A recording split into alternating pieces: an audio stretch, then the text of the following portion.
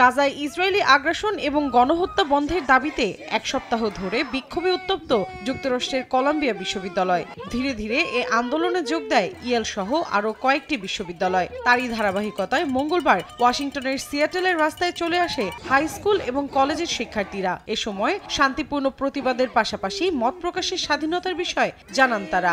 বিক্ষোভের মুখে পড়েন মার্কিন প্রেসিডেন্ট জো বাইডেনও। ফ্লোরিডার টাম্পায় হিলসবোরো কমিউনিটি কলেজ পরিদর্শনের সময় বিক্ষোভকারীদের প্রতিবাদের মুখে পড়েন তিনি।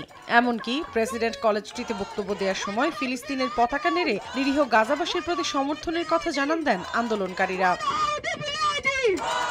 একই দিন ৩০টির বেশি তাঁবু স্থাপন করে ক্যালিফোর্নিয়ার ইউসি বার্কলি বিশ্ববিদ্যালয়ের প্রাঙ্গণে অবস্থান কর্মসূচি পালন করেন শিক্ষার্থীরা। তবে যুদ্ধবন্ধের দাবিতে সোচ্চার থাকায় বিশ্ববিদ্যালয়ের স্বাভাবিক কার্যক্রমে যাতে বাধা সৃষ্টি না হয় সে বিষয়ে প্রয়োজনীয় পদক্ষেপ নেওয়া হয় বলে জানান তারা। অন্যদিকে একই অঙ্গরাজ্যে বন্ধ রয়েছে পলিটেকনিক বিশ্ববিদ্যালয়। বুধবার পর্যন্ত ক্যাম্পাস বন্ধ রাখার ঘোষণা দেয় কর্তৃপক্ষ।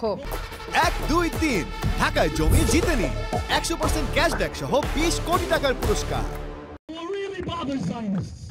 ক্যাম্পাসে তাঁবু স্থাপন করে অবস্থান করেন মিনেসোটা বিশ্ববিদ্যালয়ের শিক্ষার্থীরাও। পাশাপাশি ইসরায়েলকে অস্ত্র সহায়তা বন্ধ এবং অন্যান্য সহায়তা প্রদানকারী সংস্থাগুলোর সঙ্গে বিশ্ববিদ্যালয়ের প্রশাসকদের সম্পর্ক ছিন্ন করার দাবি জানান তারা।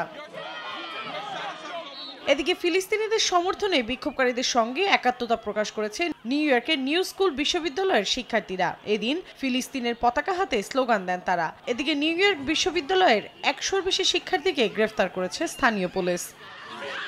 মৌসুমী সাথী, সময় সংবাদ।